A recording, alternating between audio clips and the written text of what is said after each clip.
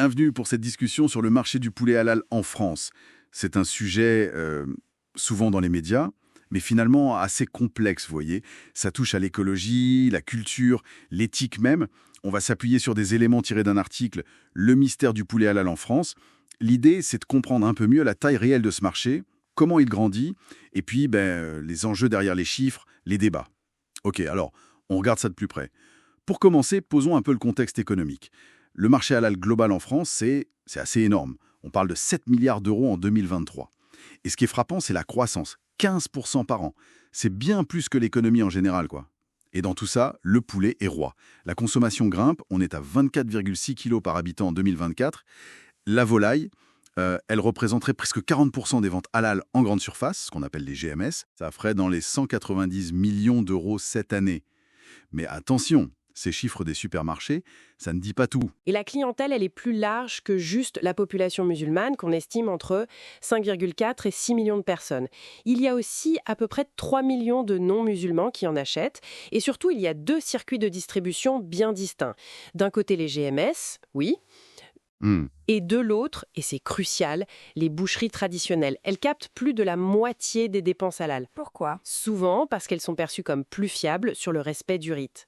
C'est cette dualité qui rend l'analyse compliquée. Justement, alors comment on fait pour estimer la part réelle du poulet halal sur l'ensemble du marché? C'est un vrai casse-tête, non? Parce que les données officielles, elles manquent cruellement et il y a comme un flou.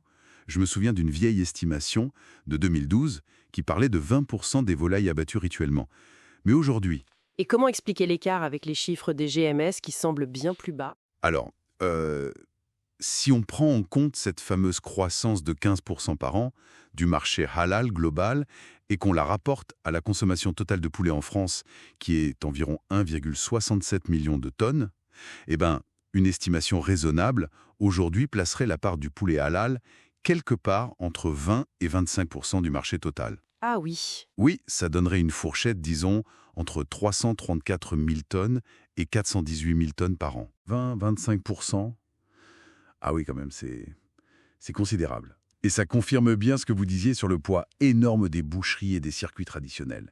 Bien au-delà des petits 7% qu'on verrait si on ne regardait que les supermarchés. Exactement. Et cette estimation, elle nous amène tout droit à la question de l'abattage rituel lui-même, l'abattage selon les préceptes religieux, et puis sa certification. Là aussi, on manque de statistiques officielles précises sur les volumes de volailles. On sait juste qu'en 2020, à peu près 17% des abattoirs en France avaient l'autorisation de le pratiquer. Il y a une nuance importante, souvent soulignée par ABS, qui est un des organismes de certification halal assez stricts. Ils affirment que 90% des volailles qu'ils certifient seraient en fait étourdies par électronarcose. C'est un procédé électrique juste avant la saignée. C'est un point technique, mais important dans le débat. Mais bon, le défi de la certification reste entier. Il n'y a pas de label national unique, ce qui crée pas mal de confusion, et ça nourrit une certaine méfiance des consommateurs, surtout vis-à-vis des produits qu'on trouve en GMS. Et ça nous amène directement aux questions de transparence. Et même d'éthique, j'imagine. L'abattage sans étourdissement préalable, ça reste un sujet très sensible.